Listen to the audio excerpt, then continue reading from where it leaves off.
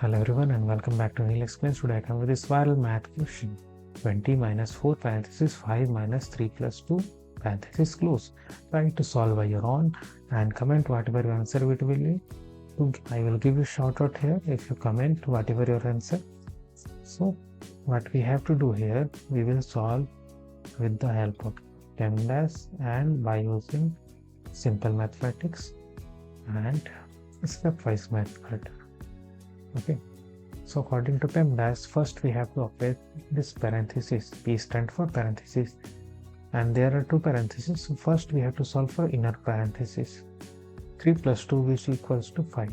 So we will rewrite 3 plus 2 as 5. So our question will be 20 minus 4 parenthesis 5 minus which equals to 5. Okay. Now again parenthesis, we have to operate this 5 minus 5 which equals to 0 or what? 0. So we will write 20 minus 4 times 0 and anything multiplied with 0 which equals to 0. So we will get 20 as answer.